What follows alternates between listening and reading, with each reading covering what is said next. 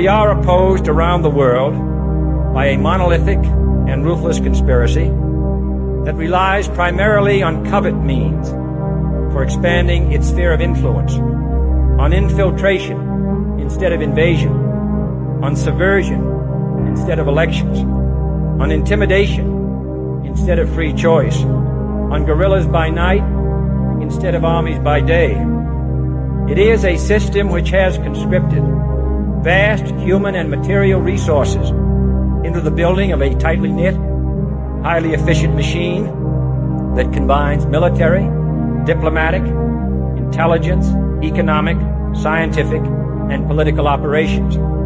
Its preparations are concealed, not published. Its mistakes are buried, not headlined. Its dissenters are silenced, not praised. No expenditure is questioned, no rumor is printed, no secret is revealed. I am not asking your newspapers to support an administration, but I am asking your help in the tremendous task of informing and alerting the American people. And that's kind of what got him killed, by the way. You know, I mean, what is he describing? We're going to be playing a couple clips here at the front line with Joe and Joe from Professor John what's his name? Mearsheimer. Okay. Now, I don't know where we're going to play the clip and you can decide. I don't know. I didn't fact check Professor Mearsheimer, but I don't know Joe Resinello, and I don't want to sound down. Welcome, everybody, to the front line with Joe and Joe Sunday morning. I don't want to be down, but we have to come to the realization of something. I love my country. You love your country. Okay. Our country has done some pretty effed up things, particularly since the end of World War II. I think that's a lot of what's going on right now out there is people want to stick their head in the sand. MAGA, if you wanted to put me into a category, I'm an America firster. I like to think of myself as a real America firster. By the way, JFK was an America firster. So was Charles Lindbergh. So was Henry Ford. So was Father Coughlin. Okay. And what do they have in common except JFK? They're all vilified. Okay. Because they were opposed to getting involved in World War II. A lot of people have a problem with the fact that America entered World War II. And after World War II, and we entered as the world superpower, okay? Yeah, we were going up against the Soviet Union, but we were the shit. Like, I mean, let's be honest, okay? And the CIA, as Kennedy points out in that video, the CIA has done more damage. And conservatives don't like to hear this, Joe. It used to be liberals said this. Now the roles are reversed. Real conservatives are looking with a critical eye about the CIA and its activities in the last 80 years. And the liberals seem to be on their side. I mean, in my lifetime, I remember Oliver Stone did a whole movie basically blaming the intelligence community for taking out Kennedy. Now we know that that's partly true, that the CIA had a hand in killing its own president. And we have to confront these things. We're going to be talking about Cuba today, okay? Now, Cuba, according to Trump, has reached the end of the line. We'll get into that in a little bit. And we're going to talk about, let's say, for argument's sake, what the United States has done. I mean, when you think about it, and it's all sold in the name of freedom and patriotism, that we're supposed to be on the side of the CIA. We're supposed to welcome their activities. And there are some arguments that I listen to, because if they didn't do it, the KGB would have done it and was doing it in Central and South America during that same period of time. So you don't want to let the Soviet Union get a foothold in the Western Hemisphere, as they did in Cuba and other places. But the actions of the CIA have been atrocious, Joe. And they're nothing that we're supposed to be proud of. I really believe that.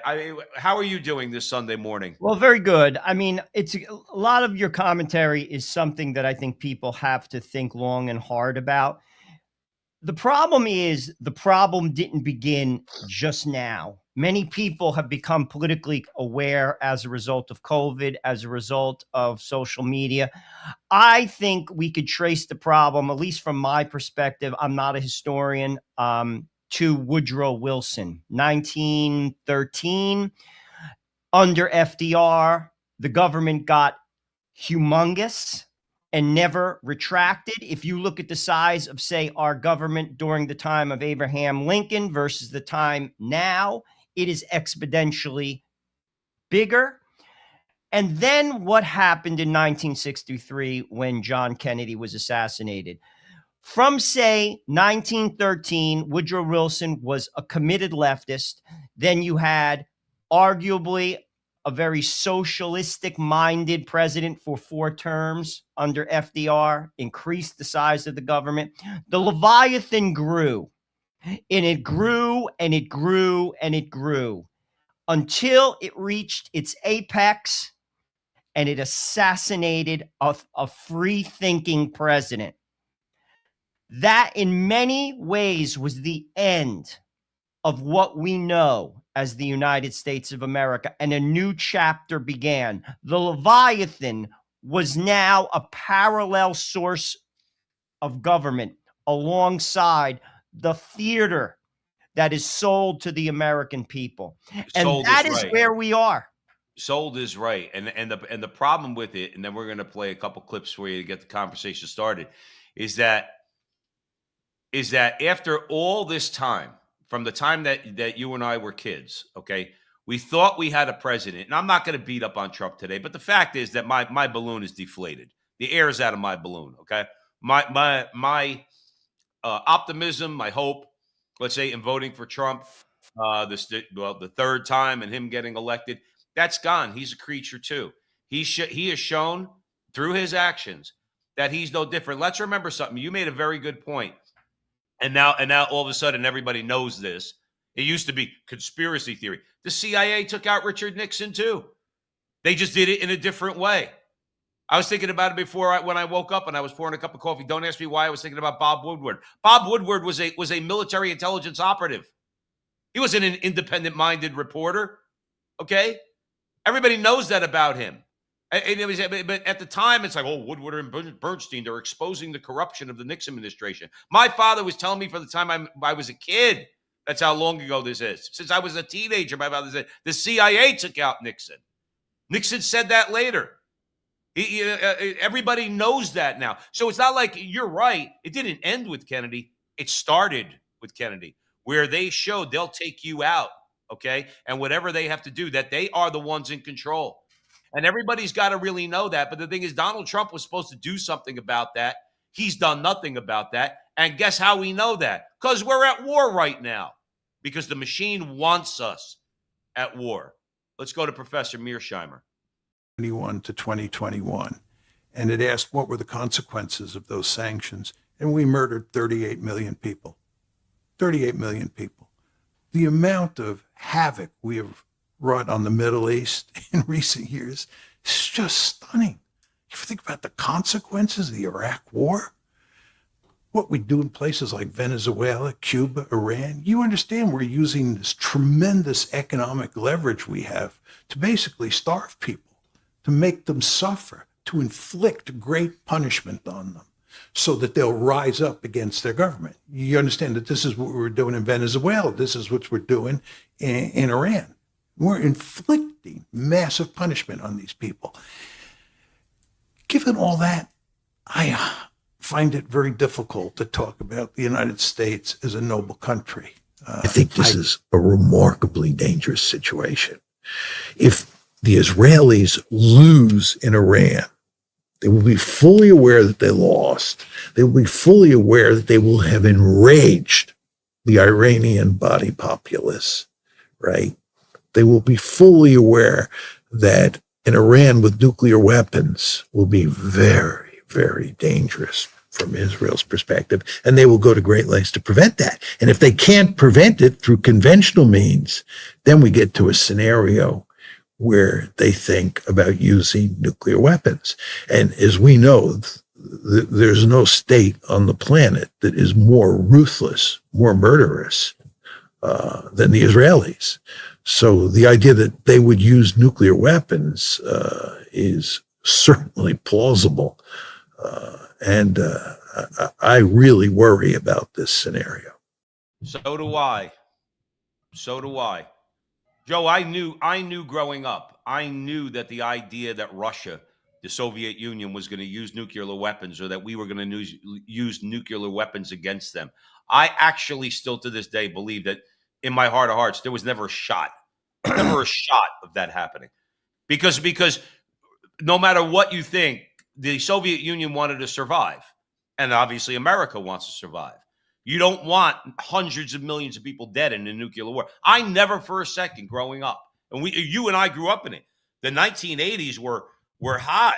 It obviously it eventually came to an end at the end of the decade. The Berlin Wall fell, the Soviet Union collapsed. I never worried. All those propaganda videos that you got to get under your desk when you're a kid in grammar school or bomb shelters. I was like that. Even as a kid, I remember just intuitively knowing that's never going to happen because the Soviet Union wouldn't want it to happen. We wouldn't want it to happen. But now you have a different scenario, and you have a different mentality, by the way. Let's remember something about Netanyahu. He thinks he's fighting Amalek. He has used the word Amalek. And Amalek in scripture is to be completely destroyed. Everybody, Joe. Okay? Man, woman, child. That's Amalek. And that's what they're called, and that's what he feels like he's called to do. And Professor Mearsheimer has me a little bit worried because he's a smart guy. University of Chicago, I think educated, University of Chicago. No, yeah, P, I was going to say that. Let me just interject just to give Go ahead, please. A lot of people may not know who he is. Professor Mearsheimer has a PhD from Cornell. For 4 decades, he has taught political science at the University of Chicago. You're talking about a big think individual. This is not your average bear. You don't have to agree with him, but this is a big thought person. Written many books. Also about Professor Mearsheimer. He has been banned from the mainstream media. Of course. As far as giving his opinions, he is very critical of Israel. He has been critical of the United States, particularly in the Middle East. And because of that, he gets little to no airtime. And that has gone on for quite some time. Even though, as far as the big think people in the political science field in America, he is clearly one of them. Now, the one clip when he says Israel is the most brutal nation on the earth, I was almost hesitant to use the clip for the reason being that's a subjective opinion. And I don't want to put out a thought that is not fully substantiated and or could lead to trouble, violence, because I am definitely not about violence when it comes to Israel, when it comes to Jews. However, why I thought that clip should stay in is the point that he made in what you were talking about, Joe Pasillo, about the threat of nuclear war being potentially realer than it ever was right now. Because there is no question in my mind that if Israel felt threatened, they would absolutely, unquestionably use a nuclear bomb. I agree with him wholeheartedly. And if you ask me, I think the likelihood of that happening now is much higher than it not happening. And I'll go on record saying that. And here's another thing. While there was absolutely no evidence that Iran had a nuclear bomb, they definitely had the intention of getting it. I don't think that could be disputed. But there was no evidence. But here's the frightening part. Iran and Pakistan are allies. And Pakistan has stated that they would give Iran a bomb. So you're talking about a very scary situation because ultimately some people, and I've listened to many of the people, the pundits about this war, it's going to be another endless war. I don't think it's going to be for one reason. It can't be because Trump has the midterms. It's right now the most unpopular war America has ever fought. It's at 41% approval. It's less popular than Vietnam. So Trump is not dumb. You could call him whatever you want. He's also very politically savvy. He wanted to basically try to give the people of Iran an opportunity to rise up. And frankly, it doesn't look like that's going to happen. So what is he doing? He's putting them back. He's setting them back as a nation. So basically, they're going to have to rebuild. As a result of this, it puts all of their plans on hold for a while, but then it swings into what Professor Mearsheimer said. You just kicked the hornet's nest. And ultimately, what does that do? Down the road, you just elevated the conflict between Israel and Iran to the point where it absolutely positively could turn nuclear. Then what? And that, Then what? Then what is a really scary thought? Then what is, yeah, I don't think anybody could look into a camera all across the podcasting universe and say that they know what's going to happen in the aftermath of something like that. You have no idea how Russia is going to respond. You have no idea how China is going to respond. You just don't. Yeah, I mentioned earlier about, okay, they're obviously going to respond in their own interest. It's not in their interest for Iran to be annihilated, Joe. It's oh, not. dude, And do you no think Xi one's Jinping? interest in Iran being annihilated. I mean, no one wants to get annihilated. But what a lot of people don't know, they do have friends that have nuclear weapons, Pakistan being one of them. So, I mean, like, this is a very real situation. And also keep in mind, there's a lot of interest, financial interest, and that's part of why we're involved here. We have interests in the Middle East, just as Russia does, just as China does. It's about oil. It's about our bases. Why are our bases there? To protect our interests, our oil. So it's not all about Israel. We have interests there too. There's no question about that. However, the nuclear threat is very, very real. And I agree wholeheartedly in what Professor Mearsheimer is talking about when it comes to, I don't think the Israeli political government would hesitate in a moment to use a nuclear bomb if they felt threatened. And then it's on, Joe. It's on, because now you're affecting other people's interests in the region, financial interests. It's not all about Israel and Iran. And that is a horrifying thought. But and there's people also should think about it long and hard. They should. They should also think about the fact that there's an ideological component to this too. In other words, that with the founding of America, we remember, Joe, we learned when we were kids about manifest destiny, that it was our destiny, the destiny of these United States to eventually go from sea to shining sea. Okay, and the whole thing was it was manifest, obvious destiny. Yeah, the problem is you took out a lot of people in the meantime to do that. Okay. And we're not a couple of friggin' loony leftists that want to talk that the American Indians were some peace-loving people. Okay. But the fact is, a lot of them got trampled underfoot during this expansion, during the application of manifest destiny. A lot of these people got wiped out. That's true. That's not an ideological statement or a political statement. That's a statement of fact. You have people that really believe. Mike Huckabee told Tucker Carlson, I don't care. Because remember, according to what I've read, that the biblical area of Israel expands a lot further than what Israel is right now. It's basically Egypt to like Saudi Arabia. It's all of it. Right. Rather large. Mike Huckabee turned out and he said, I don't care if Israel takes it all over. Right.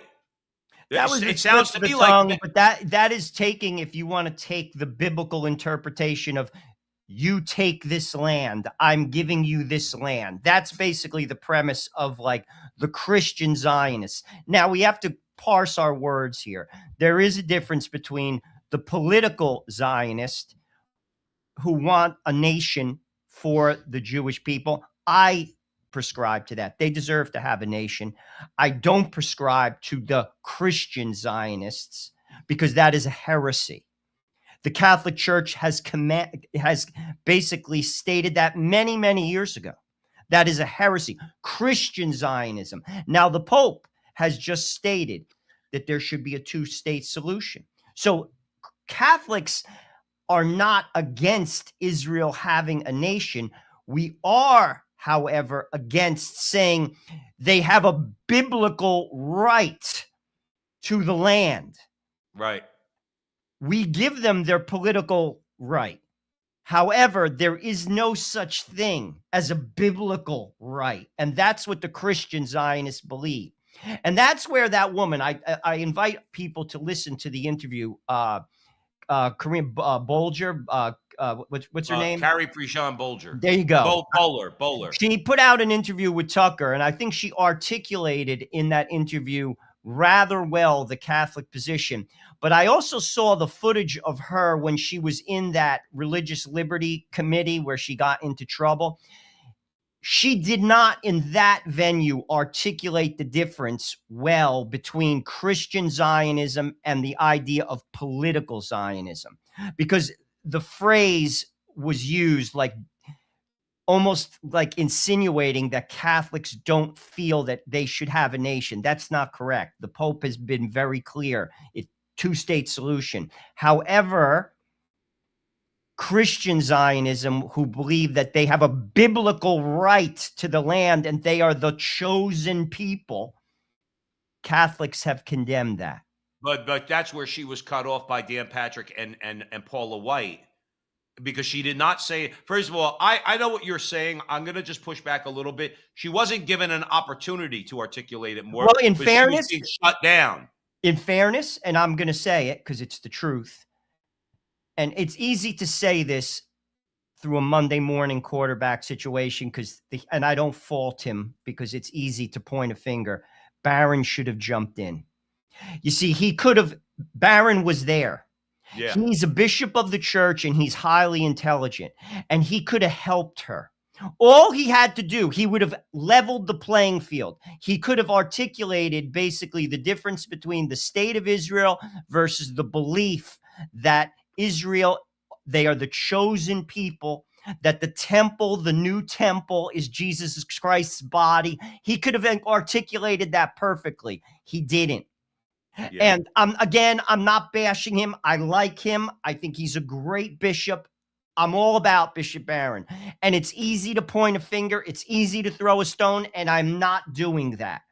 But he could have helped her, and he could have put a solid, intelligent, not that she's very intelligent, but he could have put a lot of clarity to the position, and that didn't happen. And as the only clarity on that commission that was desired by both the Christian Zionist Patrick and Paula White and the rabbis there was doesn't matter political or theological or biblical. That doesn't matter to them. If you say what she said, the rabbi made it clear. That's anti-Semitism. No, and here's the deal. That's, to be truthful with you, why that interview, and I did listen to an hour of it. I didn't listen to the whole thing. I still have 40 minutes to go with Tucker. Dude, that interview is a bomb.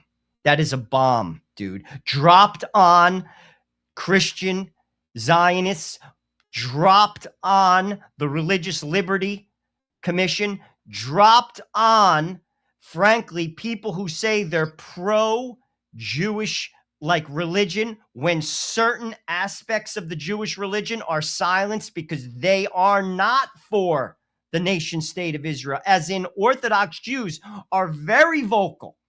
And she talks about that and how their voice was left off that commission. Dude, that is a damaging conversation. No, listen, E. Michael Jones has pointed out for a long time. He says this is the problem, because it's always about, you're talking about all Jews, and he makes a good point. The big Jews bully and push around the little Jews, and Orthodox Jews are the little Jews. Look, a lot of your secular Jews in America, they don't like the Hasidim. They don't like the way they live their lives. We had on Rabbi Levin, what was it, a couple of years ago now, or 4 years ago now? He got mad at us because we were supporting Trump. He says, okay, you're looking about abortion. He goes, well, what about Trump on gay marriage? What about Trump on all these other things? Here's a guy's got 17 kids. So guess who doesn't like? You think Hollywood Jews really like Rabbi Levin? No. Okay, and people like him. Levin. Yehuda Levin. All right, from Brooklyn. He said Joe and Joe straight, not for nothing. I respect him. Okay? Oh, dude, I have no problem with Orthodox. Because he's like, you guys. So the thing is, he's one of the little Jews that gets pushed around. He's not the voice of the Jewish community. But again, that's parsing, and it's important to talk about that. Bibi Netanyahu is not a religious Jew. He's culturally Jewish. He's not religious at all. And many of the people, now this doesn't mean that they get to be hurt. They have a right to a nation. I have and frankly, I actually support the idea that they were There was violence against Jews. That's reality. Yeah. In the world, there were violence against Jews, and they wanted to have their own nation, and they were given one. Fine. However, it should be a two-state solution. How you do that is easier said than done, in fairness, because there are people that want to eliminate them off, and that's horrible. That is not a Catholic position, and we can never support that position. And I never will, and neither will you. I agree with you on that. I mean, even Antonella in the chat room, she goes, "OMG, forget two-state solution." My heart is with a little, no offense, Joe Rossinello. My heart's a little bit more with Antonella for the simple reason is this: the Arabs don't want a two-state solution. The Muslims don't want. Well, that's their problem. You see, that's the way I look at it. Like you have to, they're there to stay. And that's where they are wrong. And some of them are even violent, and I'm against that too. But like you have to come to like reality. The reality is this: they have a country. Palestine deserves a country. The Pope has said this, and I'm glad he has said this out loud. Now let's work for peace.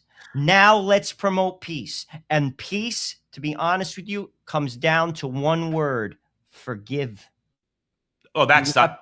No, but I'm just saying. I agree. That is the bridge to peace. I think about it all the time. Forgive. And then we move forward. The people don't want to, Joe. Listen, why do we have problems? Why? I'm sorry to interrupt you. Why do we have problems in America? Why do we have problems in the world? Because of the reason you just said. No one ever has the ability, because it's not politically advantageous. By the way, it's very cynical.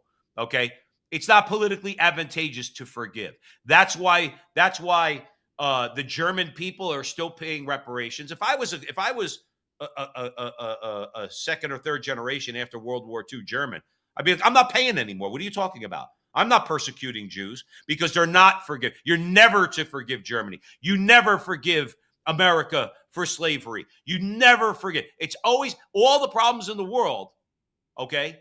Most of the problems in the world. One of the things that people are not willing to do is move past historical grievances, regardless of how much justification people have for being pissed off and having a grievance. Nobody's willing to forgive. Sit down at a table and say, we're going to move forward. You hit the nail on the head. I agree with you. Okay. But forgiveness is not going to happen. Well, that is a shame. I mean, what I would say is it could, if it's taken to a point where it's the past point of no return. And this is the example I'm going to give. There are two fathers that have been put onto the world stage in the last 10 years. One is Jewish. The other is Muslim. They both had daughters murdered. You could Google it. I don't know their names, but they have gone on a number of platforms. They've been recognized globally, and they have become good friends because they lost their daughters. And obviously they're heartbroken.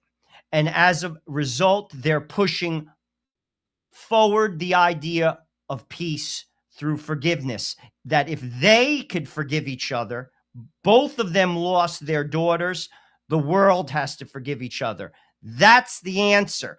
They are the example. And frankly, that would be something, if I was the Pope, I would put them front and center, because that's the answer. But to your point, people don't want to do that. But you know something? God has a way of bringing you to your knees. And clearly those men were brought to their knees because they lost their daughters.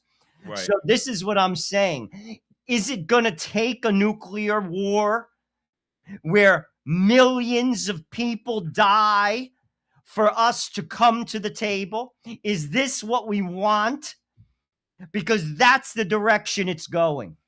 Well, let's hope the more rational people in this conversation prevail, and that does not happen, and they draw this incursion to an end. You're with the front line with Joe and Joe Pasillo, Joe Rossinello, weighing the breach. I mean, I'm getting to the point where, listen, you know, when you talk about forgiveness, I mean, there's a lot of, one of the reasons why that I really have to rein in my scrolling is because I get angry. And one of the things I get angry about lately is the fact that they're showing us every single day, Joe Rossinello, they are showing us that we do really have a uniparty, that we do really have a government that's out, just simply out for its own interest. Because something as popular, I mean, just outright popular across the board, even the United States Senate doesn't want to have anything to do with. Republican Senate Leader John Thune has two options for the SAVE Act. 83% of Americans support requiring proof of citizenship to vote, including 95% of Republicans and 71% of Democrats. Option one, it's cloture, and it guarantees the bill dies. Cloture is not debate, it is a 60-vote wall. When Democrats signal a filibuster, Republicans file cloture. If they don't have 60 votes, cloture fails. Republicans don't have 60 votes, so it does fail. And this means the bill never even reaches a final vote. Now, option two is forcing a talking filibuster. Make the minority physically hold the floor. When they stop talking, debate ends, and then guess what? The bill can pass with 51 votes. If Thune picks cloture over a talking filibuster, it is proof that he is sabotaging the SAVE Act on purpose, and he is ignoring massive bipartisan support. If Thune does not force a talking filibuster, he is intentionally killing the SAVE Act and giving 83% of Americans the middle finger. Fuck Charles Schumer. He can go fuck himself. Because see, you can't tell black people that something they support is Jim Crow 2.0. You can't tell black folk that something they support to the tune of 71 to 76%, that MSDNC and even CNN had to admit were true because they did their own polling. Black people support having an ID to vote. But y'all want black folk to support not having an ID to vote so that you could give away the House to illegals and to foreigners like you've been doing. So how else would you do that?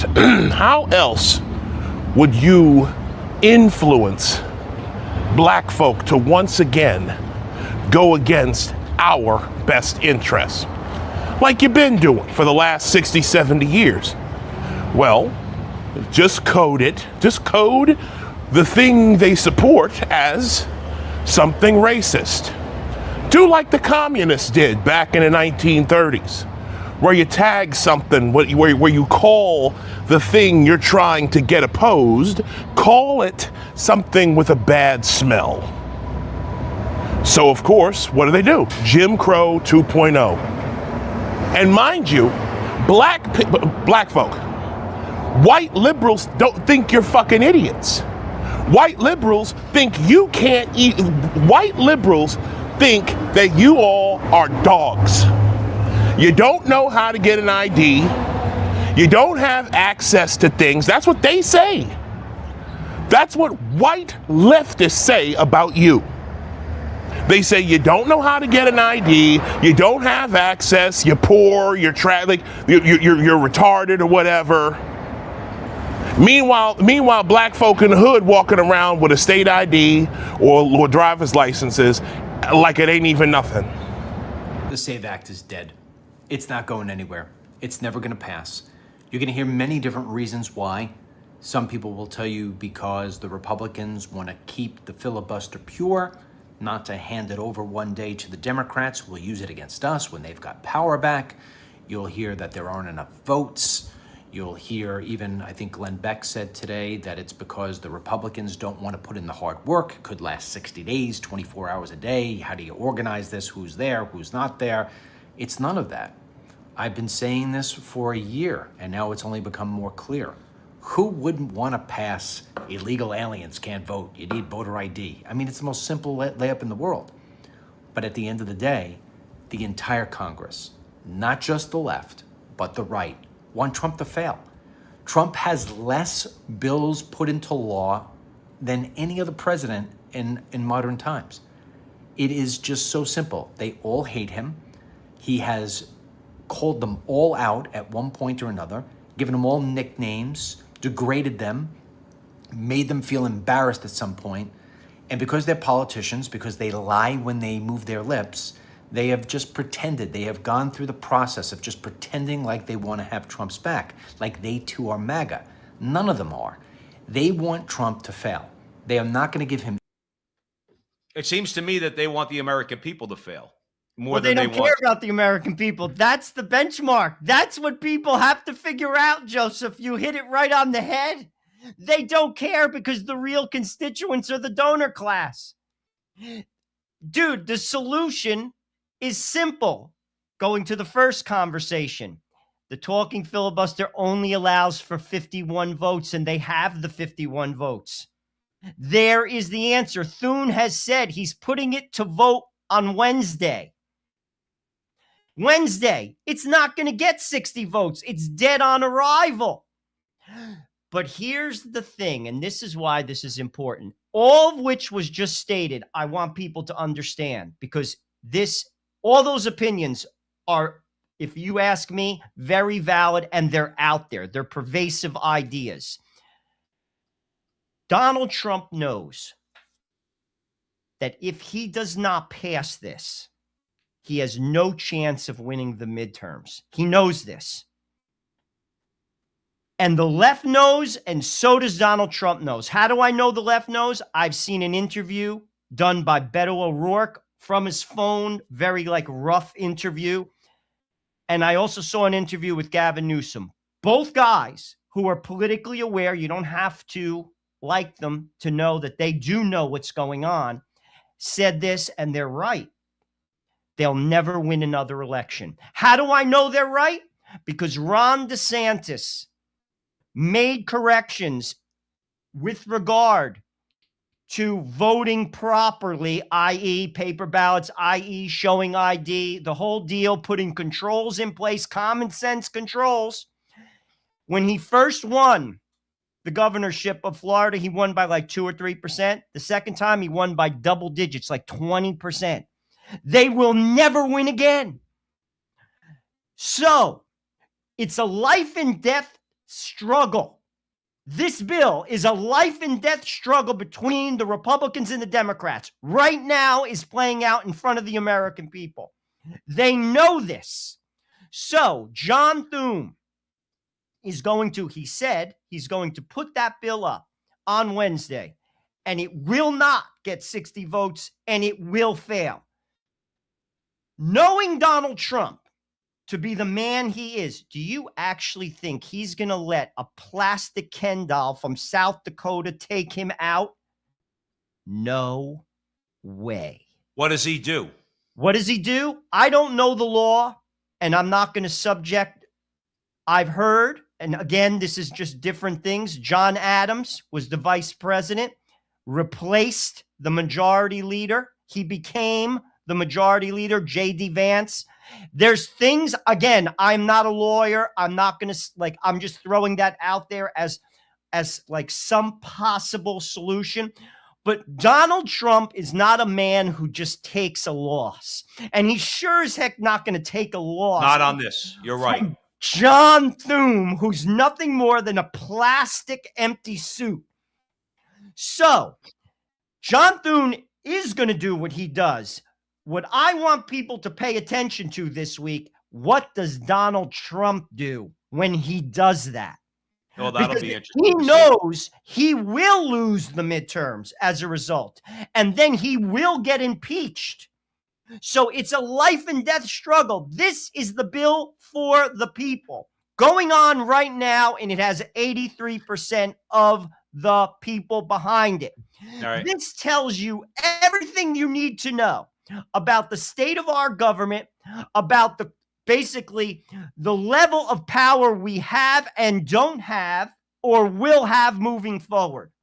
It tells you everything you need to know. So pay attention. I don't understand what it is John Thune hopes to gain. I don't know if John Thune's got to know also that if this doesn't pass, that they're going to lose the midterms. Well, guess what? He's not Senate Majority Leader anymore. What does he gain? His seat until he dies, Joe, because this puts him in jeopardy. They all can get voted out. So he really is that selfish. They all really are. I think they all are. I honestly believe at least 80% plus. It's all about them. And I'm going to give you case in point. John Cronin, who in my opinion is a horrible representative. Cornyn from Texas, horrible senator. He was holding out on the SAVE Act. Trump said, and he's in a fight for his life with Paxton, the Attorney General of Texas, is running against him, primary. And Paxton isn't dropping out. Donald Trump has held off giving support to, what the hell is his name? John Cornyn. John Cornyn now is for the SAVE Act. Why? It's to save his own ass. He doesn't care about the SAVE Act. He cares about keeping his job. That tells you that is the example. Everything you need to know. It's about me. I'd like to remind our audience here at the front line with Joe and Joe because, see, Joe is Joe Stradamus many times. Okay, I am Joe Stradamus Jr. Okay, I'm the junior here. Joe is a lot more. I once in a while chime in on those things. I just wear like antennas with like aluminum foil on my head more than Joe Pizzolo. That's right. But I will say this: we said this. And it's been proven. So it's not like because we're geniuses, but it was kind of plain as the nose on your face. We have said here that if you had election integrity across the board enforced by the federal government, okay, it has to be enforced by the federal government. That means no local corruption, okay? If there is local corruption, people go to jail. That's what happens when you mess with elections. I said this before. Joe has agreed with me. You're going to find out California is not as blue as you think. You're going to find out New Jersey is actually quite purple. That New York is not as blue as you think. And that Illinois is not as blue as you think.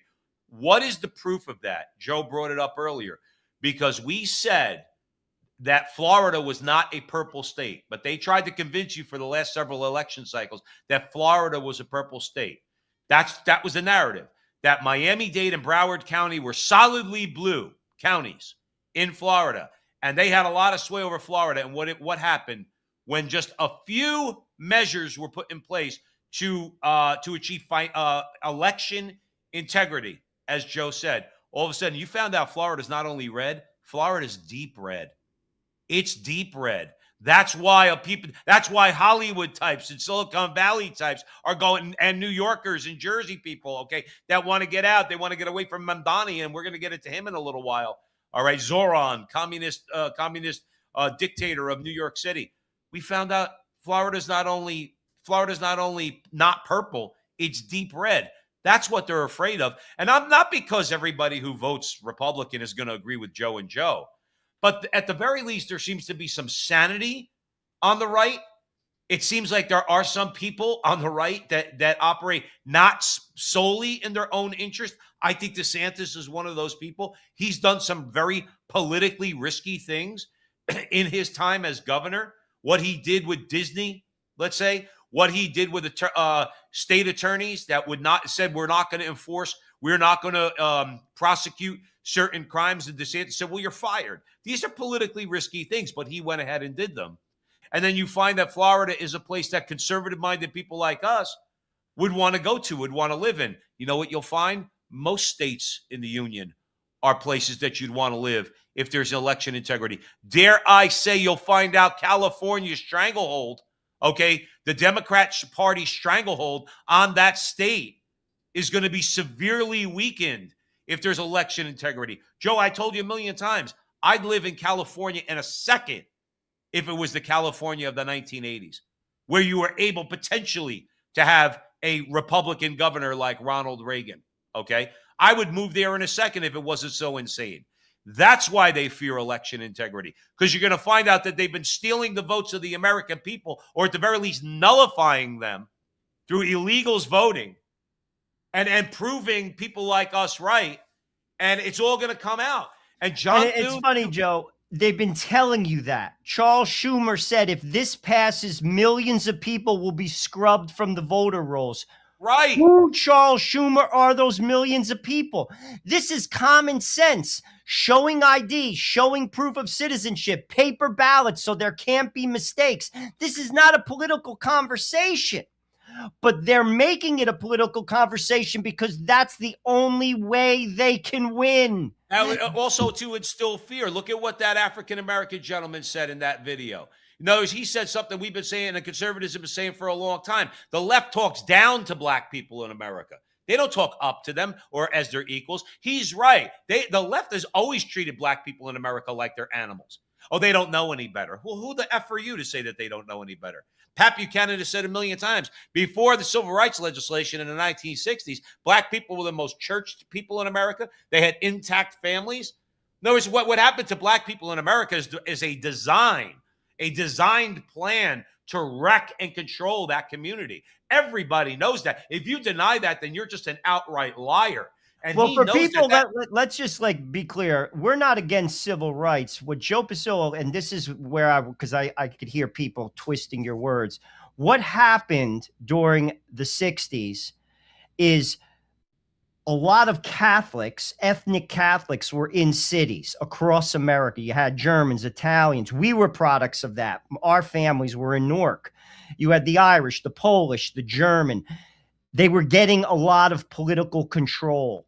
So the Democratic apparatus had to get them out of the suburbs. So what did they do? They incentivized Southern blacks to come into the suburbs, and through the welfare process, it de-emphasized the need for a family because a woman could take care of her children without a husband.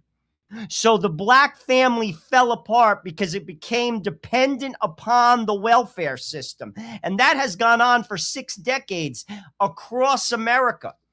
And what happened as a result of broken families in inner cities, ethnic Catholic families left the cities. They came into the suburbs. They fled. And the cities like Newark, like Memphis, like East St. Louis, like Patterson, I can go like Baltimore, became horribly broken down. You had generations of broken families, African Americans, all of which are dependent upon the state for survival. They're on the dole. It's not about giving someone a boost up. It's about keeping them there to keep their vote. And when they started to betray the Democratic Party, and they did start to betray it, we saw 1 in 5 African-American men vote against Joe Biden's machine. We saw 1 in 2 Latinos vote Republican. What did they have to do? They opened the border. Do you understand that? That is why that took place. It wasn't about a humanitarian effort. It wasn't about there was a famine. They needed votes. They repeated the same thing they did 60 years ago when they needed votes. And that is why they're against the SAVE Act. Go look at the language. Look at the language that they use when conservatives have been talking about how the Democrat Party targeted black Americans through this idea that they were going to help them with all this civil rights legislation. And I understand your clarification, but the fact is much of it was by design. And the design was to get them to be a dependent class. But what happens when people pointed that out, conservatives pointed that out, and they says, no, you've created a dependent class because for your own political power. It's the same thing that they're doing now. They want to try to make people fear and they start the blame game. Well, who's against welfare? White people, racist. Who's against voter ID? Okay, white people, racist, rich people. No, that African-American gentleman is basically saying, what are you talking about? Knows you're going to look down your nose at us. And by the way, the attack against all those ethnic Catholic enclaves in America, okay, started after World War II. And I would encourage anybody to go out and go look up Paul Blanchard's book, Catholic Power in America, Catholic Power, American Freedom and Catholic Power, which was, as Bill Donahue has called it, an anti-Catholic screed. Paul Blanchard was a Protestant, okay? And they didn't like the fact that Catholics had a tremendous amount of power in this country in those very cities that Joe just mentioned. And they used that power because that power was concentrated, and they looked out for their own interests, and that was deliberately, okay? E. Michael Jones goes into this extensively, okay? How the left and the oligarchs, they used basically a sharecropping population, Black Americans in the South, imported them to the cities where they had no experience of life in the cities, okay? And they went into Newark, they went into Detroit, they went into Chicago, and it's what happened to, and that's how, very cynically, people like, those who wanted to wreck Catholic power were able to disperse that power into the suburbs. Anyway, we don't want to go too long into that. But at the bottom line, you're here with Joe and Joe, at the front line with Joe and Joe. Sunday morning, Joe, we're going to have to keep it moving because I have to go to Mass, as a matter of fact. But listen, we're going to talk about Cuba. We're going to make sure we get to Cuba. Let's talk about Canada real quick. C9 amounts to cancel culture that is enforced by government power. And all we really, really want is just the ability to freely believe, to worship, to hold our values, and we want to do that without government coercion. Bill C9 doesn't create new protections. It creates a fake law. It pretends to fight hate while really concentrating power in the hands of Ottawa. Petitioners fear that the change could criminalize passages of the Bible and other sacred writings. I mean, I don't know, or I don't understand how people, whether they're Canadian or America, don't see all the what's going on, and how the government here and in Canada, how the government is using this phrase, which needs in law to come to an end. It needs to be extricated from our laws. Hate speech. Hate speech is purely subjective. Hate speech is a tool in the hands of those who want power over what you say, so that anything you say, any criticism of them, anytime you open your mouth, oh, that's hate speech. But under their laws and what they're talking about, but you go to jail for that. You don't get a $50 ticket like if you're doing 65 and a 55 going down the Garden State Parkway. You go to jail for hate speech. Why don't people understand? Because guess what, Joe? If they pass that legislation and I have any kind of power, everything the left says for me is going to be hate speech, and they'll all go to jail. They don't realize you're not going to hold power indefinitely. And that at some point, your political enemies are going to hold power, and then they're going to go after you. Hate speech needs to go, both in Canada and in America. That is anti-religious freedom. That is anti-democracy. And that is pro-tyranny. People should be clear. That is exactly what that bill is all about. Every single Canadian should be against that bill. It goes against everything that Canada is about. And it, as someone said in the chat, Antonella, and it will pass. That means if you are a Jew, that means if you are a Muslim, that means if you are a Catholic in Canada and you say that marriage is between one man and one woman, you have just violated the law, and you could be subject to jail for believing what your religion dictates. That's what that bill says. That's why it's dangerous, and how anyone could pass that blows my mind. That's the direction that this one world government is going. We are entering in a new chapter of world history where democracy is dead. Maybe it has been dead and we just didn't see it, but now they're not even pretending anymore. They're not even pretending. Well, listen, we just got done talking about the SAVE Act. We know that they don't want to have one man, one vote, or one person, one vote. They want to make sure that they can rig everything. Why? Because they want to put in place legislation like that woman was talking about in Canada. They want to do it in America. They want to do it in Europe. They are doing it, okay? The European Jewish Committee said that basically they want the Gospel of St. John banned, okay? So if I'm using them as an example, if that group had their way in Europe, the gospel is, how do you have the balls to think that you're going to ban the gospel of St. John because you don't like it? Okay, I don't see pogroms anymore. I could read John from the first line to the last line and not have any hatred at all whatsoever for anybody, particularly Jews. But well, the bottom line line is, in that is said the Jews, John in his, for people who want to know, John, as in the Gospel of John, said the Jews killed Christ. And he says it in no uncertain terms. That's the rub there. But here's the deal. That's what the scripture says. And in reality, the Jewish powers that be did lobby the Roman powers that be.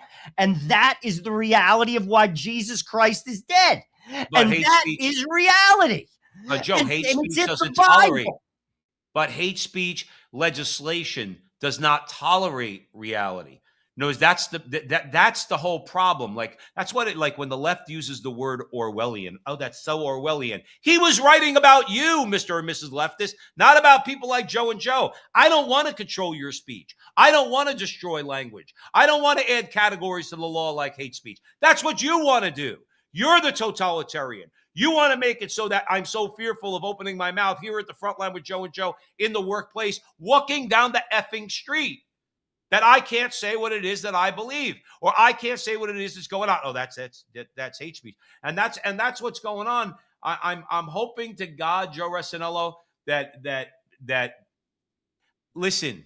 All the time that we've been doing this show, we've said, and we started talking about the SAVE Act. Okay, if there's no election integrity, if the government doesn't do something to ensure that people's voice is heard at the voting booth, okay, then you're going to get more and more of this. Again, just on a state level, just go look at Florida. Everything hinges, all these things we're talking about, everything hinges on them being able to control the elections. If they can control the elections, okay, if they can make it where the SAVE Act doesn't pass and they can keep rigging elections, then the bottom line is they're going to continue to try to push legislation that, listen, hate speech and everything like it, I guarantee you that there's a lot of Democrats, not liberals, Democrats that would say, no, absolutely, there's no such thing as hate speech. I don't believe that. You have the right to say what it is that's on your mind, and I have a right to argue. But let's keep it moving, Joe, because I got to go to Mass in a little bit. I want to make sure, because we still have to get to Cuba. Trump says Cuba. Joe, Trump says Cuba's reached the end of the line. But let's go to Cuba light, New York City. Amidst being in the wealthiest city in the wealthiest country in the history of the world, we already see an exodus of working and middle-class New Yorkers. So I don't have a hesitation in asking those who make the most amount of money in the city or the most profits in the city to pay a little bit more so that everyone can actually stay in this city. It's also something not just about justice or the ability for working class people to live here. It is also actually about ensuring that corporations can continue to attract the top talent to this city. Because in a city where childcare costs more than $20,000 a year, I've heard from corporate leaders about how difficult it is for them to attract individuals who would work at their companies but want to raise a family, because you could be making $300,000 a year and you will feel that $20,000 a year because of the fact that we have allowed for the absence of affordable childcare to become. So Mayor Mamdani in New York City wants to raise the estate taxes from 16 to 50% and lowered the number from $7.1 million to $750,000, which, by the way, who do you think this affects? New York City has 123 billionaires, average age 67 years old. What do you think a 67-year-old is thinking about? Estate planning, living trust, and guess who else is probably going to be talking to that daddy that's worth $2.8 billion or $6.9 billion? Their kids are saying, Dad, we can't stay here if he's going to want to tax you this way. Number two, who else you think?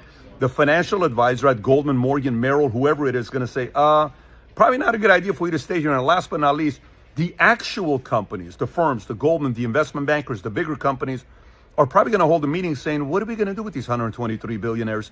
That if they stay here and they die, the number we have that we're managing right now is going to split if this passes. Of course, for it to pass, he's going to need Hochul, and they're right now feuding back and forth. But the reality of it is, the more language like this is spoken, California barely flinched at a 5% wealth tax, $1 trillion of wealth left. New York City, they're talking about something like this. Where do you think these 67-year-olds going to move? To a city called Palm Beach, Florida. If He's right. He's right. See, the thing is, remember something. Remember something about communists, okay? And Zoran Mamdani is a communist. And I've said this to communists, and they don't seem to have an answer. They just get very, very angry. I've always said, if communism is so great, why do communist nations have to force people to stay there?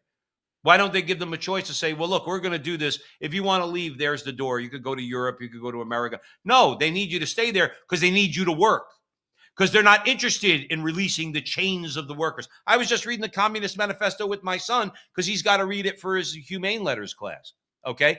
In other words, I'm reading the litany of what Karl Marx wanted. I had read it a while ago. I read it a couple times in my life. One of the things that's going on there, Marx wanted a ban on inheritance. In other words, all inheritance is abolished. So if you work and you make a lot of money, when you die, it goes to the state, and your kids are on their own. So in other words, none of this is new. Zoran Mamdani is there, like Ecclesiastes says, there's nothing new under the sun. But why? Why do you have to force people to stay? If Mamdani could, he'd force people to stay in New York City. He'd force them to, because he knows, he's saying, well, we have to raise the tax just a little bit. Well, Patrick Bet-David said, well, it's actually not a little bit. It's actually not. It's actually a whole lot that you want to raise taxes, so that you're going to convince my sister and my brother-in-law who live in Queens, you're going to convince them to stay because you're just going after rich people. And we always know they never stop with those who are wealthy. It's always coming down to the middle class. The middle class is going to pay no matter what that lying communist says. Joe, I got to throw it over to you because I'm starting to get those angry emotions stirring in my soul, and I don't want them. Clearly, Mamdani is an ideologue, and Hochul is more reasonable. She understands, and she has vocalized this understanding, that she needs companies and those billionaires to stay because that's how she keeps her budget afloat. She has said that out loud. You got to remember, New York City is the engine that keeps the entire state of New York flowing.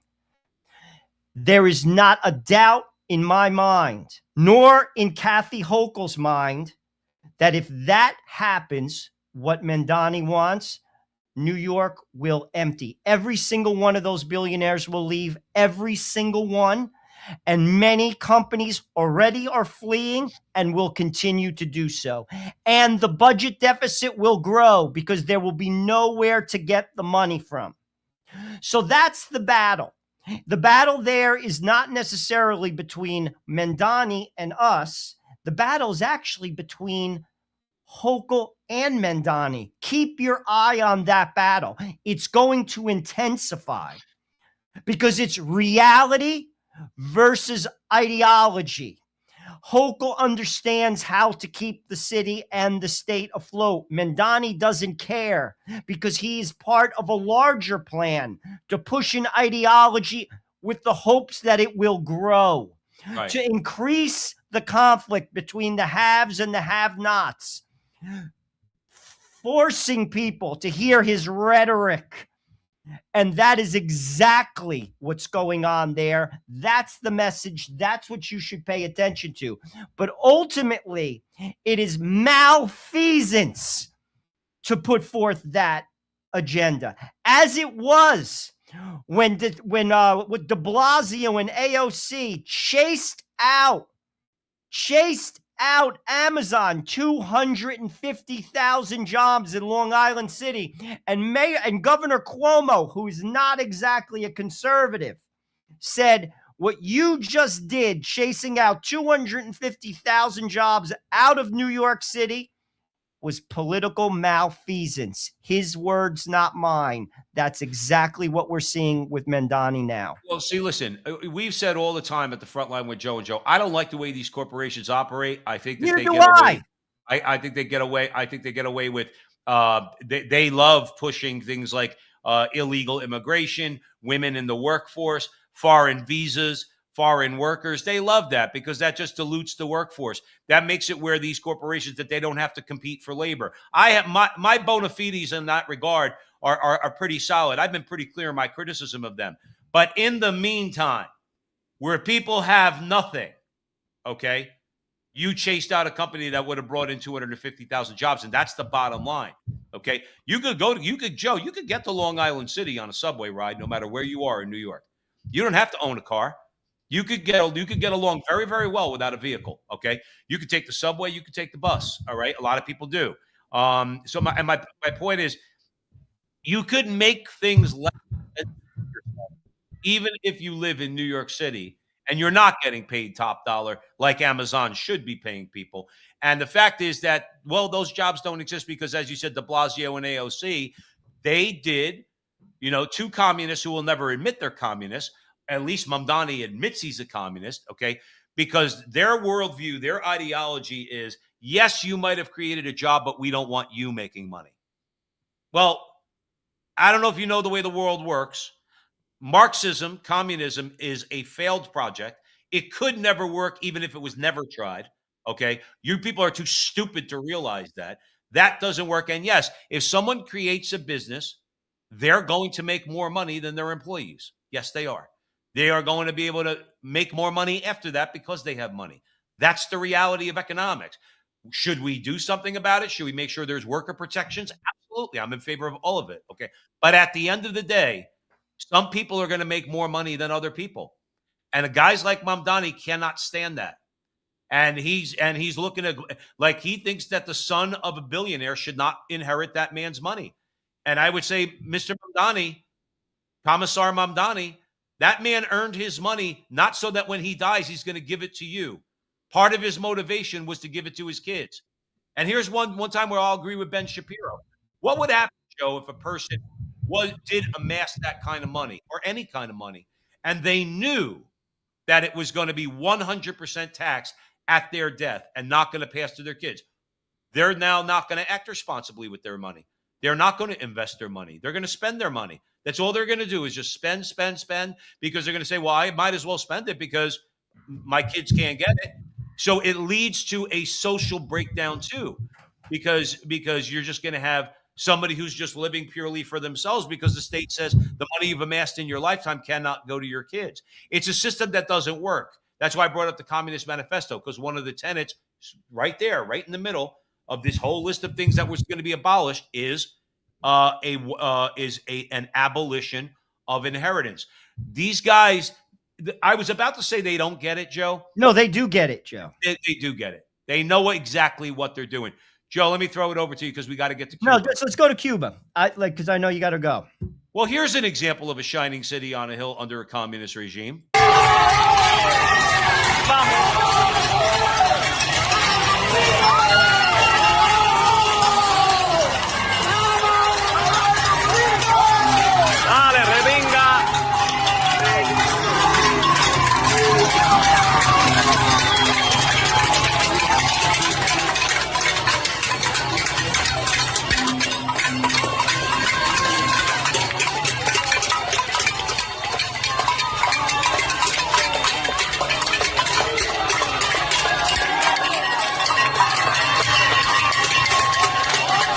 Has imposed an oil blockade. Cuba recently lost support from Venezuela, and Mexico has also stopped sending them oil. Trump says Cuba was in its last moments of life. Cuba's at the end of the line. They're very much at the end of the line. They have no money. They have no oil.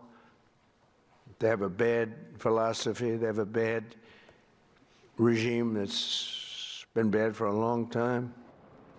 The Castro family, as you know, John, still has major influence on the island. They handpicked Diaz-Canel as president. Recently, there's been reports that Marco Rubio held secret talks with the grandson of the former Cuban leader, Raul Castro, last month in the Caribbean. And by the way, still off to the side here as their pressure mounts on Cuban leaders, the Justice Department is weighing criminal charges tied to drugs and immigration against these Cuban leaders, just adding more pressure for them to come to a deal, potentially.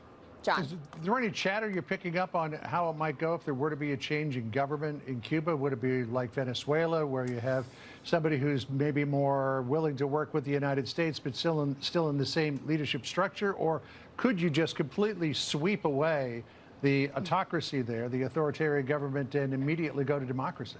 Well, I think according to the president in his past statements, he would prefer to not do a total regime change. He is always looking for someone that's already in the power structure, like he did with Venezuela. He often talks about how successful Delcy Rodriguez has been for him. He obviously wanted that in Iran. It hasn't happened yet. So I would think that that's where his thinking is at. Yeah, you know, Cuba's one of those places. You and I both grew up with Cubans, went to school with Cubans, all right? Their families, their fathers, their mothers, they fled. Okay, my good friend George, growing up, his parents they fled when the regime came in. They didn't speak much English, just like our grandparents and my mom. But they came here, they thrived. They tend to be. That's why I was never a believer, by the way, just to make a quick reference to what I said earlier. That's why I was never a believer that Miami-Dade and Broward counties were as blue as they said, because Cubans are just not liberals. They're not leftists. Okay, the young probably go to school and then get a little indoctrinated, and then they grow up and they become more conservative again because they fled a brutal regime. And I'm hoping that what she said in that report is true. Cuba has reached the end of the line. Cuba was propped up by a lot of different actors. Well, Cuba can't be propped up anymore. In other words, they need to have a situation where they hold an election, a real election with real oversight, potentially from the United Nations. Okay, if they have any function, the United Nations should be doing something like that, and let those people that were just there, rioting in the street and yelling in the street, let them have a voice. And maybe it is Raul Castro's grandson. Maybe there is a good Castro in that whole bunch, because obviously Raul, and needless to say, Fidel, they weren't very good people. They weren't very nice people. People who maintained an iron grip on power and did so for a very long time because they knew they had somebody had their back. So Venezuela had their back. The Soviet Union back in the day had their back. Other nations had their back. Well, guess what? Nobody's got their back anymore because everything else is in disarray. So now you're going to have to make a choice. And in this particular case, I do believe that if they hold an election, the people of Cuba will vote in for reforms, market reforms, political reforms, and they'll get back to being a vibrant place that it once was. It once was. And it's a shame. I've thought about this a million times in my life, how Cuba just really was wrecked by Castro. And again, you can make an argument about the CIA and everything else, but they really were wrecked by Castro and the Soviet Union, and they have an opportunity to be like a phoenix rising from the ashes.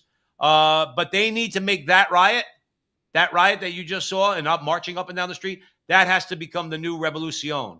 Castro came in talking about la revolucion. There has to be a new revolution, and the communists need to go. Just real quick. How many times do we have to try something that clearly doesn't work? It hasn't even been 100 years, and Cuba is a wreck. It's a wreck. Communism does not work. Socialism leads to atheism, which leads to tyranny. What works is capitalism with an underlying belief in God, where people respect each other, who have a common purpose and belief in a unifying idea, which is God, which automatically regulates business, which tempers how we treat each other. That's what works. Is it perfect? Of course it isn't. Will there always be bad people? Of course there will be. But that works, and that's what made America thrive. Look at that picture coming out of Cuba. It's not even 100 years old, the nation, and it's collapsing. That's the end result. Now look at what's going on in New York in terms of the policies. Is that a Cuban policy that Mandani is putting forth? Absolutely not. It's a far cry from it. But it's of the same cloth, and it does not work. It does not work, and it never will. I wish people would understand. But the argument, they always then set up an argument. They say, well, but look at capitalism. You're right. But you see, but this is where you're not talking to two ideologues when you're talking at the front line with Joe and Joe. Our capitalist system, our free market system, needs many reforms, because both on the consumer end and on the producer end. The producers don't care. They exploit labor. We all know that. That's why there's an immigration argument. And the Chamber of Commerce, evangelical Christian conservatives, they don't want to do anything to shut down the border because they want cheap labor. The left wants them all coming across because they want votes. Okay, we understand how they operate. Wall Street has too much power. We get it. But did you hear what Joe Resinello said? We need capitalism that has an underlying respect for God. That's why they say, well, no, you can't combine. Yes, you can. Yes, you can. You can have capitalism with moral boundaries. There are things, Mr. Business owner, property owner, owner of the means of production. There are things you can't do. Even with your own property, there are things you can't do. There are things you can't do in terms of how you treat your workforce. There are things you can't do. And what keeps you in line is you will be held accountable by God. Right. That's right. How's that? How about on the consumer end? No, you can't get a credit card at 25%, whether they offer it to you or not, which that should be illegal in America. Usury should be banned in America, abolished in America. But how about you, Mr. and Mrs. Consumer? You blame the corporations all the time. You're the ones you keep borrowing money you don't have to buy things you don't need. That puts money in the corporation's pocket and puts you in the poorhouse in the form of usurious compound interest through your credit card. You're to blame just as much as the capitalists because nobody knows how to live basic. Nobody knows how to live basic. Sometimes you can't go out to dinner. Well, the rich guy can go out to dinner because he can afford it. You can't, okay? No, you can't have every channel on the Fire Stick. You can afford maybe 3, okay? You get your news, you get a couple of entertainment. You could afford 3. You can't afford 50 because that's $300 a month. No, you can't afford that $300 pair of shoes. Yeah, but I can use my credit card. And then that $300 pair of shoes is going to cost you $600 by the time. See, these are all, I know I'm ranting, but these are all things. These are all things. And by the way, just as a side note, because I've been thinking a lot because it's been coming up in the news. When you talk about the mark of the beast, Father Ripperger was on with Sean Ryan talking about the mark of the beast. I've always said that has to do with people. That has to do with economics. That is going to be ultimately having something to do with economics, where they're going to force you to buy or sell through this mark that you're going to have. That's not a genius interpretation on my part. It's pretty obvious, but it will be economic. But the fact is, a lot of people, Joe, they don't care. They want to buy whatever they want to buy. So my longer point here, and then I'm going to hand it over to you to bring it to a close, is, yeah, we could blame business all we want. And they do have very, very, what I would call greedy practices. We have the government that allows them to do that while at the same time bad-mouthing them, like Barack Obama calling Wall Street people fat cats. In the meantime, he took more money from banks and Wall Street than any president in our lifetimes, okay? So we know that part of it, but nobody ever wants to talk about the blame that we have as consumers, that we're the ones that put that money in their pockets. In other words, the whole system has to have a moral foundation, and that's where our system needs to be reformed. And that's where a communist system can never work, because they don't believe that there is anything other than state power. There is no God. There is no objective morality. It is only the power of the state. Joe, you can bring it to a close. 3 things I'm going to give everybody who's listening a homework assignment. 3 things we want to pay attention to this week. The SAVE Act, the outcome, and where it's going after the outcome. Second thing, Bill C-9 in Canada. Dangerous piece of legislation. Lastly, Cuba. Where does this go? If Cuba becomes free, this is history. History. 3 things to pay attention to. That's your homework assignment. We'll see you next week. All right. Thanks, everybody, for joining us at the Front Line with Joe and Joe. As always, we ask you to help us get out to a wider audience. If you like our conversations, which I assume you do, because you're here. So help us out on X, Facebook, wherever you're seeing this, YouTube, like, subscribe, share, do all that fun stuff. We'll be on next Sunday. We'll be talking about those very things because they're going to be in the news this week. And remember till then that our conversation is your conversation, and that conversation